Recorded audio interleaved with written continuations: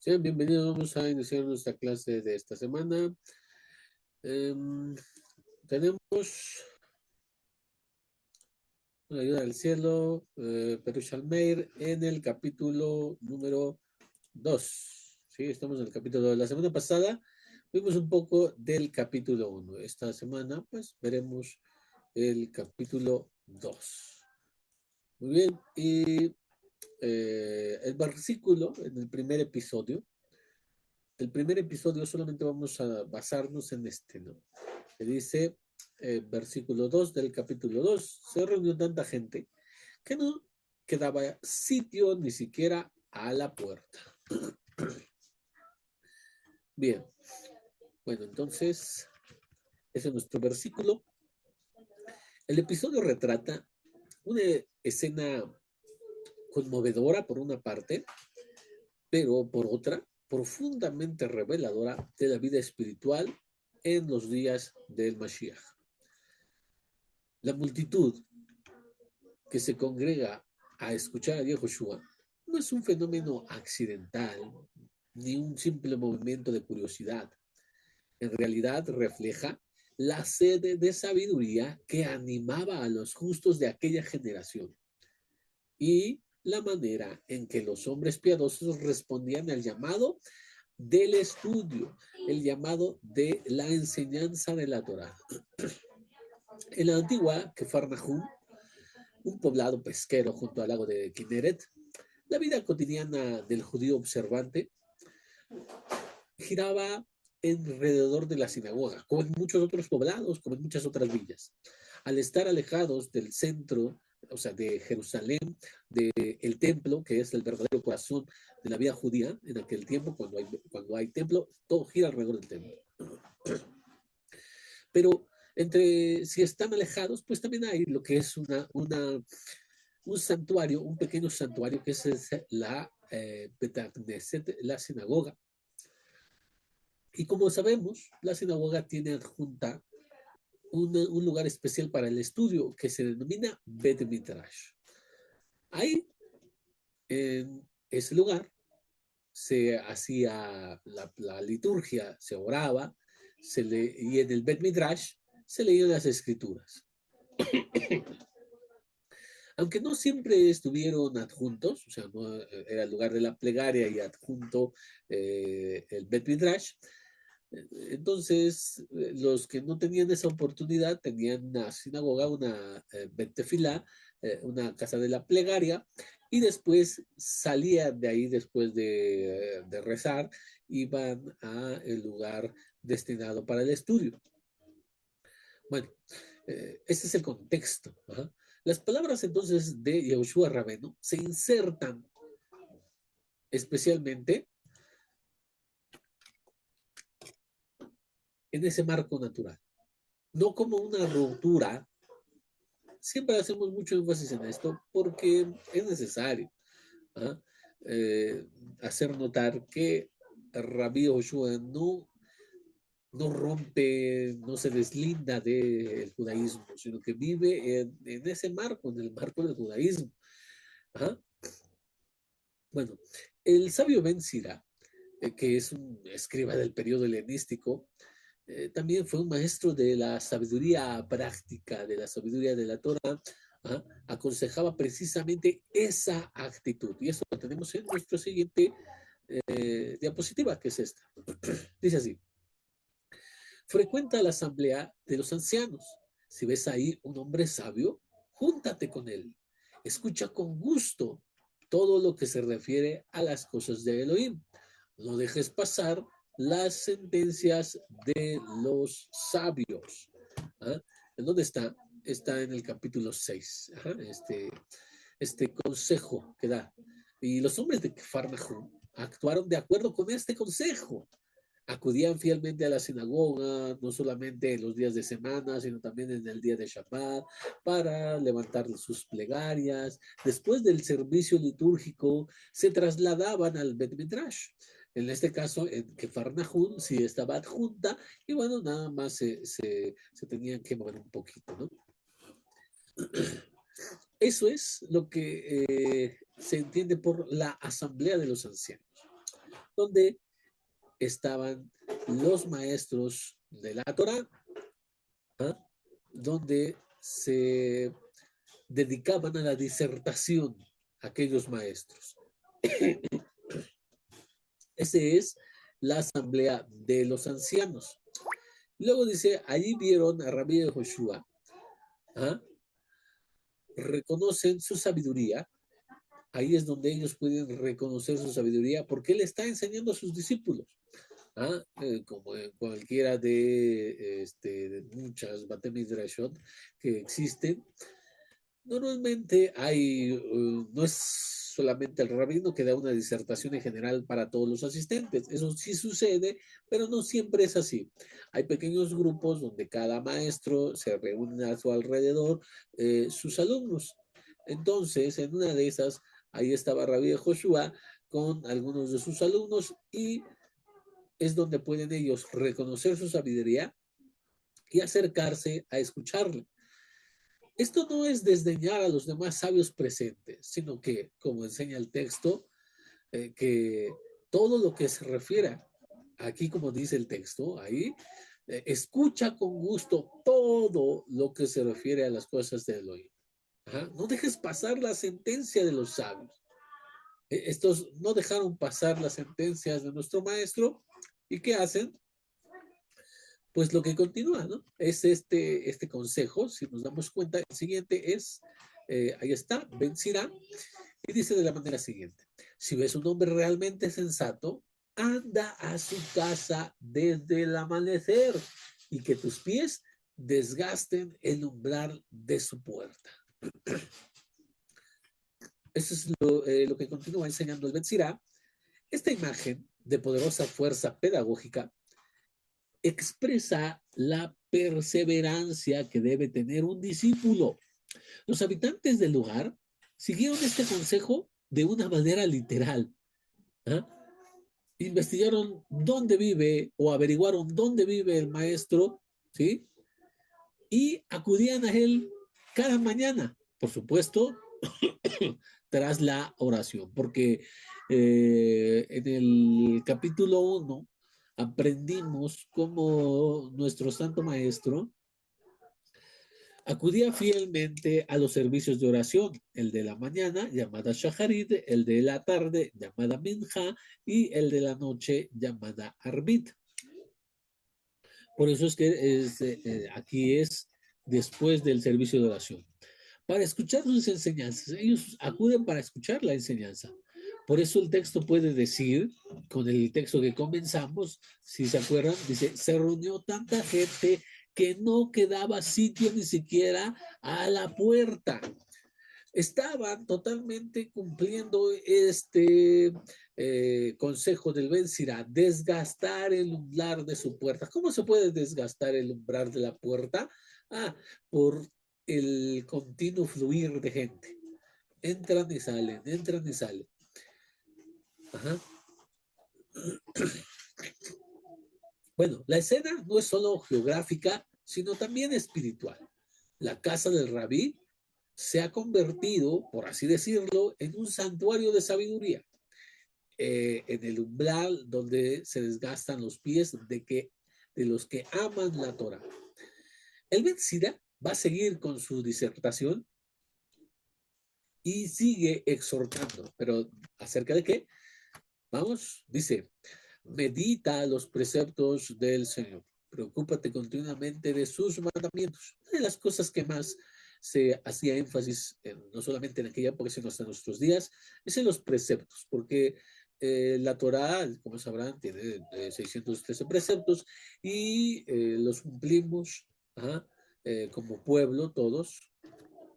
No es posible que una sola persona cumpla los 613 porque algunos son exclusivos para mujeres, algunos exclusivos para hombres, algunos exclusivos para Kohanim, en fin. Bueno, entonces, esto es de lo que se hablaba. Los maestros hablaban mucho de los preceptos y el propósito era reafirmar el corazón del discípulo.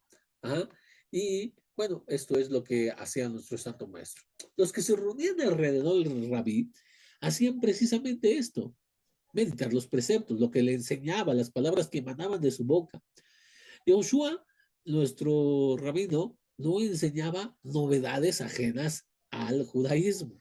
Eso hay que hacer mucho énfasis, porque hay quien lo quiere sacar de ese marco e insertarlo en el marco de la vida romana. Claro que no.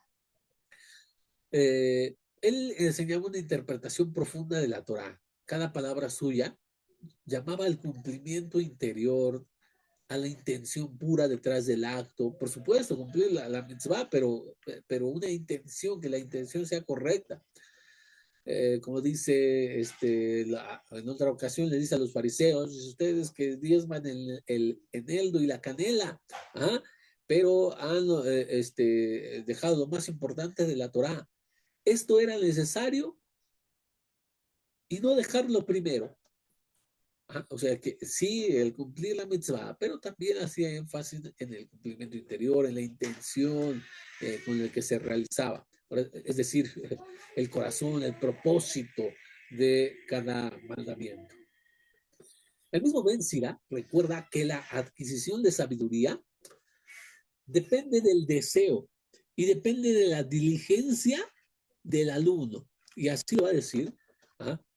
Aquí lo tenemos. Si tú quieres, hijo mío, llegarás a ser instruido. Si te aplicas, se abrirá tu espíritu.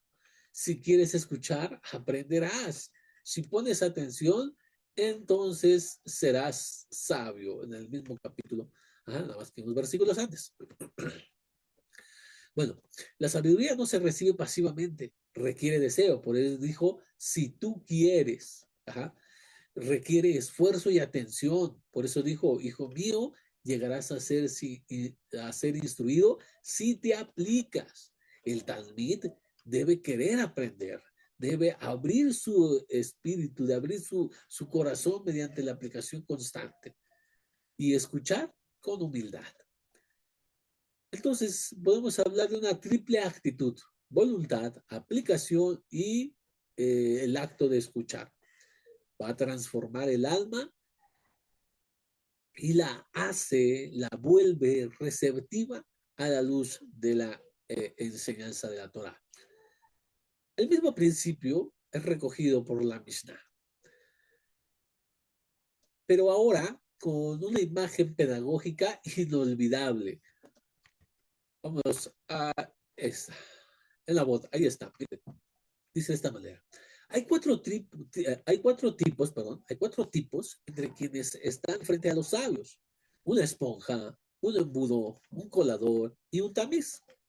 La esponja absorbe todo, un embudo toma de un lado y vierte del otro, un colador que permite que el vino fluya y retiene el sedimento, y un tamiz que permite que pase el polvo de harina y retiene la sémola.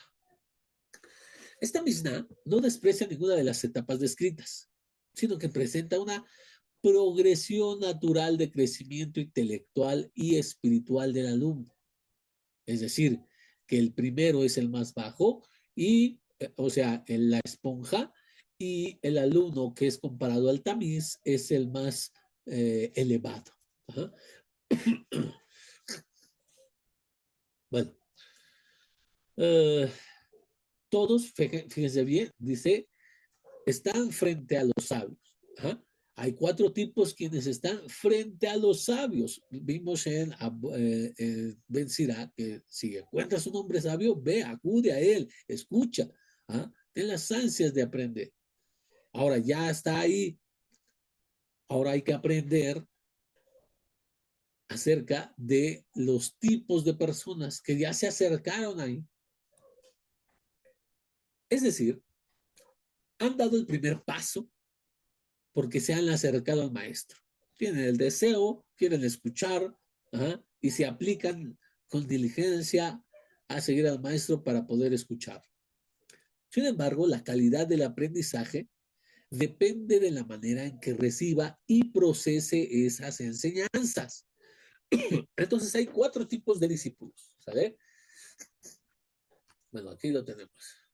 Bueno, antes de eso está lo que acabamos de leer en Abot capítulo 5, la Mishnah 15. Entonces, primero, la esponja, el discípulo que absorbe sin discernir. Bueno, el estudiante principiante se asemeja a una esponja. ¿Por qué? Porque absorbe todo sin discriminar entre lo esencial y lo accesorio. Su deseo de aprender es grande, por supuesto, y es loable, pero carece del criterio necesario. El maestro, por tanto, debe tener cuidado en esta etapa, pues el alumno puede confundir lo literal con lo alegórico, tomar por igual los ejemplos que las enseñanzas profundas, o sea, el ejemplo con eh, cosas así. El deber del discípulo no es solo absorber, sino debe aprender a filtrar, a discernir, a comprender el sentido interno de las palabras del rabí. Incluso en nuestros días hay quien no entiende las palabras de los sabios. Eh, y al estudiar, cuando encuentran un midrash que está envuelto en un ropaje de que le dotaron los sabios, encontrarán y dirán, oh, estos eran viejitos imaginativos, ¿no? Que no tenían otra cosa más que hacer que inventar cuentitos. Y eso no es el sentido real. Los sabios en su sabiduría plasmaron grandes conceptos difíciles de entender, abstractos, lo vistieron de un ropaje sencillo, sí, muy alegórico y en el cual a veces escapa a lo que encontramos en la naturaleza. O sea, algunas cosas que hablan ahí son muy fantasiosas, por así decirlo, pero es que no debes de ver eso. En realidad debes ver el mensaje que trae esa historia. No confundir aquello que es eh, literal con aquello que no lo es, que es ficticio, porque muchos midrashim tienen parte ficticia y parte que sí es literal. Eso lo hemos visto en los alumnos de la yeshiva, no sé si recuerdan, en un libro especial que hemos hecho énfasis, se ha estudiado en la yeshiva, que es Mamar al-Dibre Hazal, y lo escribe Rabbi Abraham ben Arramba, el hijo del Rambam, ¿sí? Nos escribe un pequeño tratado sobre cómo entender las palabras de los sabios. Y está excelente. Ese es algo muy necesario de estudiar. Bueno, continuamos. En el Ben Midrash de Kfar Nahum, muchos eran como esponjas. Escuchaban fascinados, pero sin entender todo. Rabbi Joshua hablaba en parábolas, lo que se conoce como Meshalim, ¿no? Que ocultaban varias capas de significado, pero que al alumno principiante, pues no le era fácil discernir. Y es más, muchos hasta el día de hoy pueden conocer alguna de sus parábolas, pero no el significado. O sea, ¿qué quiso decir con eso? ¿Cómo lo aplico a mi vida? ¿O de qué se trata? ¿De qué está hablando? ¿Ah? Este tipo de alumnos que no podían interpretar podían quedar con una comprensión superficial y hasta el día de hoy, perdón, pero muchos lo tenemos. El segundo tipo de alumno, el embudo, el discípulo que transmite sin retener. Bueno, antes de continuar, quisiera regresar un poco a la esponja para hablar algo accesorio, adicional al discípulo que absorbe sin discernir. Eso es una. Pero también hay otra cosa. La esponja absorbe hasta que ya no puede más. Cuando ya no puede más es cuando comparte, por así decirlo. Es ese tipo de alumno que recibe, recibe, recibe, recibe, recibe, pero no comparte, no enseña a los demás. ¿Ah? Hay muchos alumnos en las comunidades que han recibido y pueden decirte, llevan 15, 20 años ahí y han recibido mucho. ¿Cuánto de eso, de que han recibido, han compartido pues a su familia, al vecino, no sé, no específicamente desconocidos, sino que a otros miembros de otras comunidades? ¿Por qué no? Por qué solamente absorber, absorber, absorber como la esponja? Bueno, nada más decía como agregado a eso. El embudo, el discípulo que transmite sin retener. Bueno, con el tiempo el estudiante que adquiere confianza y comienza a compartir lo aprendido, sin embargo, corre el riesgo de convertirse en un discípulo, por así decirlo, tipo embudo.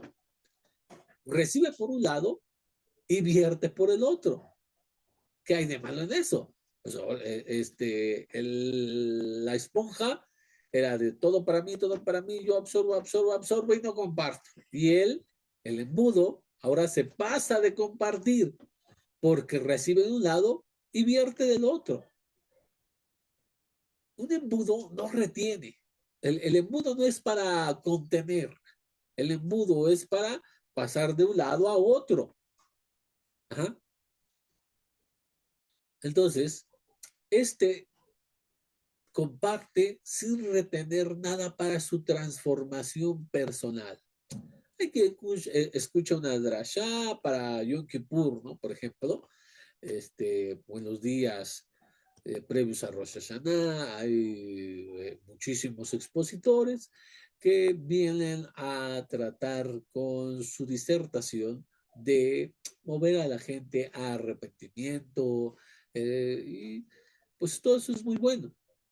Esta gente, tipo, estos discípulos, tipos embudo, lo que hacen es decir, ah, mira, esto le queda muy bien para fulanito, esto para perenganito, este para mengano, este para fulano, ¿ah? Y nada para él, o sea, él no se queda nada para él, no aplica nada de lo que está aprendiendo, simplemente está aprendiendo y lo comparte ahí en WhatsApp y lo comparte ahí en Facebook, hablando, claro, de nuestra vida como el día de hoy. No tenemos muchos, las redes sociales, tenemos muchas plataformas donde se comparte, entonces comparten, comparten, comparten, pero ya no reciben y así como reciben, lo pasan al otro lado. No escucharon ellos, no lo analizaron, no reflexionaron, no llevaron a nada. O sea, es solamente una persona tipo embudo. Ajá.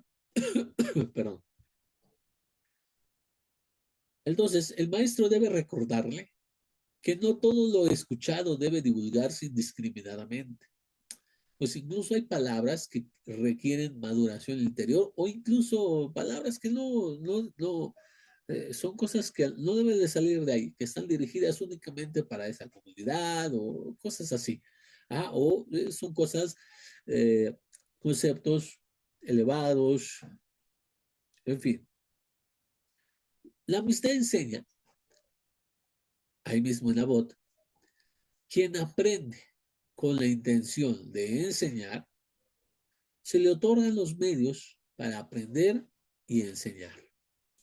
Pero quien aprende con la intención de practicar, se le otorgan los medios para aprender, enseñar, cuidar y cumplir. ¿Ah?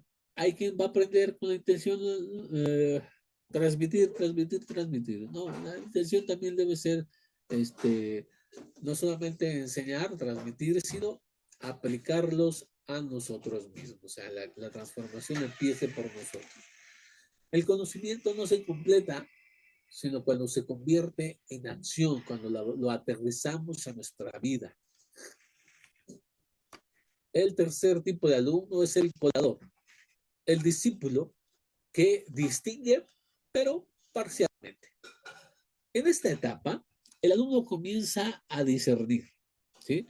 porque ya pasó aquel momento donde todo lo absorbía, no discernía ni nada, o todo se lo quedaba a él y no compartía.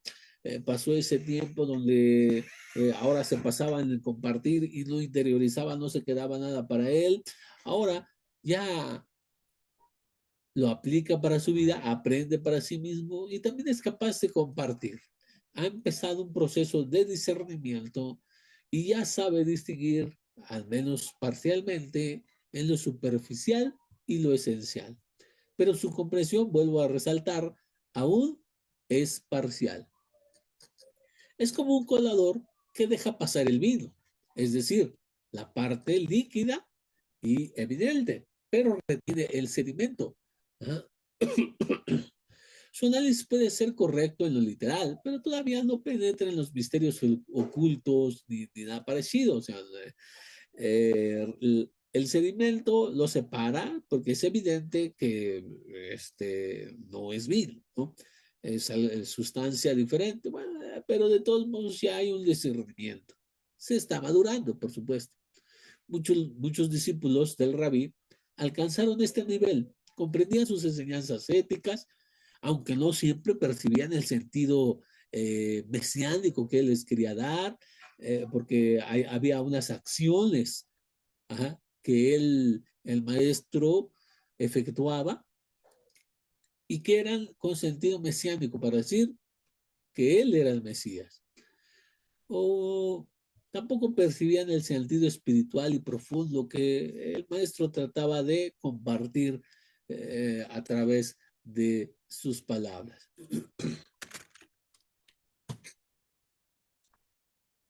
Ok, el último tipo de discípulo es el tamiz, aquel que es como el discípulo tamiz. Oh, tengo un pequeño problema aquí, déjenme un momento. Bien,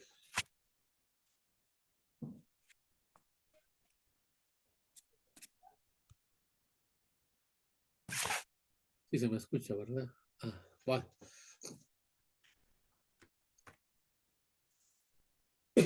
Hemos llamado a esto el discípulo perfecto. Finalmente, el alumno maduro llega a ser como un tamiz, ¿ah? Que deja pasar la harina y retiene la sema. ¿La harina es mala? No. ¿La sémola es mala? Tampoco. De hecho, la sémola es todavía mejor que la harina. ¿Ah? Aquí el tamiz se utiliza para separar lo selecto de lo bueno. O sea, lo bueno queda apartado de todavía lo más bueno que le llamamos selecto, ¿no? Ajá. Entonces, este tipo de discípulo ya no pierde nada. Sabe distinguir entre lo fino de lo grueso, lo literal de lo alegórico, de lo mal, de lo místico. Es capaz de filtrar las enseñanzas, separando lo temporal de lo eterno, aplicando cada nivel a su justa medida. En otras palabras, mira, él ya no pierde nada.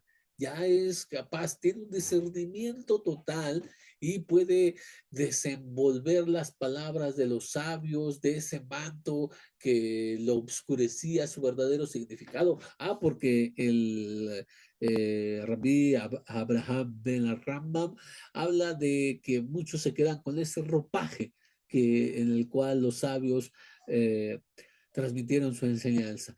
Y ese ropaje es totalmente distinto o diametralmente distinto a lo que ellos querían transmitir verdaderamente. Pone varios ejemplos y este discípulo entonces es capaz de, nuevamente, insisto, quitar esa vestidura y quedarse con el fruto. Es como abrir, ¿sí? Abrir una nuez. Es capaz de romperle y saber que esto no se puede. Ah, lo de adentro es lo precioso. Ah, lo de adentro es lo que sirve. El maestro ideal no se conforma con tener alumnos esponjas. La forma hasta se vuelve, los forma, los instruye, los acompaña, hasta que se vuelven discípulos tamiz. Yehoshua Rabelu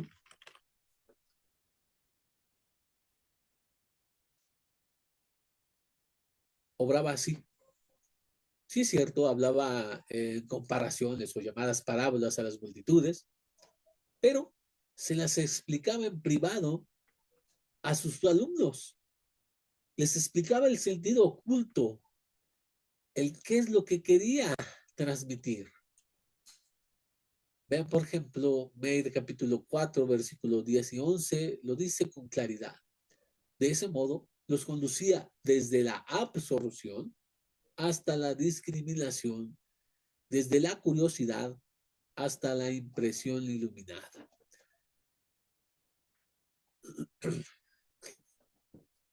Bueno, entonces el Bet Midrash no era solamente un aula común, sino un espacio sagrado donde se estudiaba la Torah. Tan sagrado, o incluso, de hecho, si vamos al Talmud, hay una discusión en que tiene más santidad. Si una casa de oración, o sea, un lugar donde sea destinado para levantar las plegarias, o una casa que sea destinada para el estudio de la Torah. ¿Ah?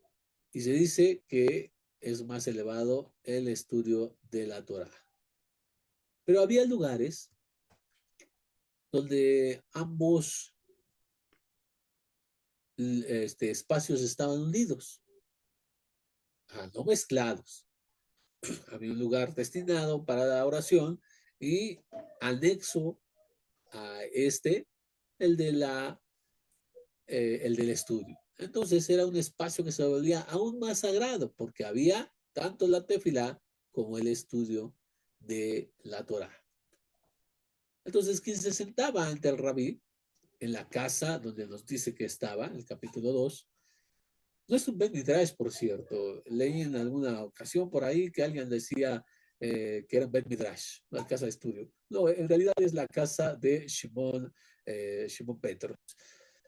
Lo dice con claridad el capítulo 1, que después de salir de la sinagoga, eh, se dirigió con sus alumnos a la casa de Shimon. Y ahí es donde está el Kefarnahum. Entonces se refiere a su casa, a la casa de Shimon.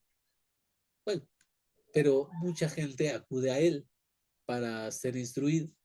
Por eso es que en ese momento esa casa donde habitaban, donde dormían, donde comían, se volvía una casa de estudio improvisada, sí, pero en fin al cabo una casa de estudio, donde se participaba del estudio de la Torah y por tanto de la presencia divina, o sea, de la Shejina. El Abot, a ver si lo tenemos aquí en nuestra siguiente. Ah, sí, aquí está. Lo hemos registrado todo, pero la Mishnah nos empieza diciendo cómo es posible que la presencia divina, la Shejina, está con 10 que se reúnen, luego va decreciendo así y llega hasta el momento que dice, cuando dos se sientan juntos y entre ellos hay palabras de Torah, la presencia divina reposa entre ellos, como está dicho, entonces los que temen al Eterno hablarán el uno al otro y el Señor escuchó y oyó. Y va más allá todavía la Mishnah porque dice que también, incluso cuando una persona está sola y se dedica a las palabras de la Torah, aún así la presencia divina está con ella.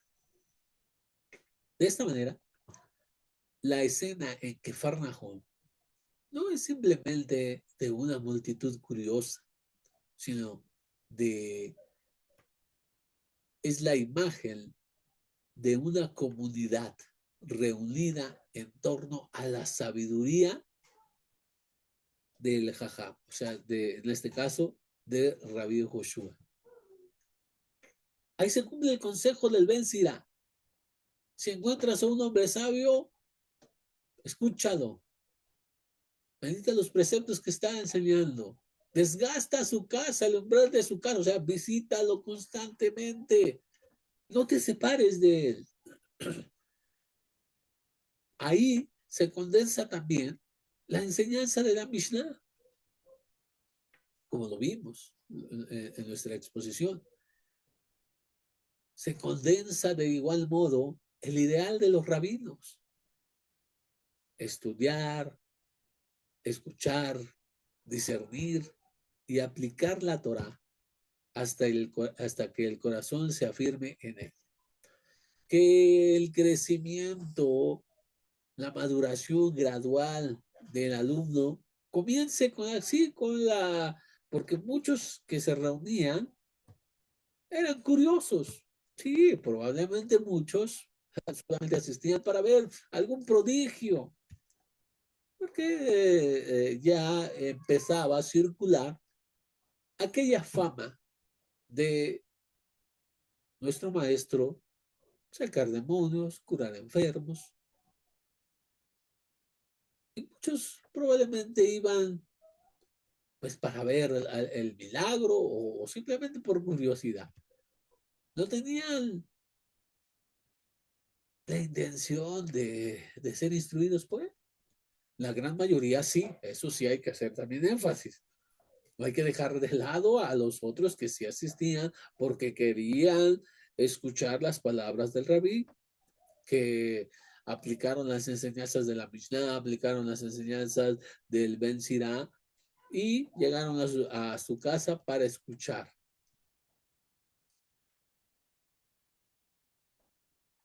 Estos que son los que se sientan frente a los sabios, hay 4 tipos que enseñamos. Podemos empezar en un nivel bajo como el del embudo o el de la esponja, pero no nos podemos quedar ahí. Debemos seguir adelante aplicándonos. Eh, no hay atajos, no hay camino fácil para adquirir la sabiduría. Es más, esta nos hereda, como nos enseñan los sabios. Si el padre de una persona fue un jajam y se sabía toda la Mishnah, los 60 tratados, y conocía a la perfección todo el Shas, es decir, todo el Talmud, ajá, y manejaba con destreza, es más, se sabía capítulos y libros completos del Tanaj, bueno, podemos decir muchísimas cosas, ¿no? Todo, es un verdadero erudito. Si esta persona tiene un hijo, este hijo no va a nacer, no va a nacer y cuando empiece a estudiar, ya se sabe todo, ¿no? O sea, él no estudió el libro de Shoftim y ya sabe todo el contenido de Shoftim. No ha leído la Mishnah, pero ya sabe todo el tratado de Berajot porque su papá ya se lo sabía. No, no se hereda de esa manera. No hay, insisto, no hay eh, atajos para llegar a la sabiduría. En conclusión, el texto que nos afirmó, con el cual iniciamos el versículo 2 del capítulo 2 de Meir, se reunió tanta gente, dice así, se reunió tanta gente que no quedaba sitio ni siquiera a la puerta. No describe un hecho meramente físico, sino una realidad espiritual. La puerta representa el umbral del conocimiento. Y los hombres que se juntan, se agolpan para entrar, ajá, son las almas deseosas de sabiduría. Yehoshua, como rabí, como un maestro de Israel, abre ante ellos la casa en la que está morando, ajá, para convertirla en una casa del entendimiento, convirtiéndola en un Bet Midrash, en una casa de estudio improvisada.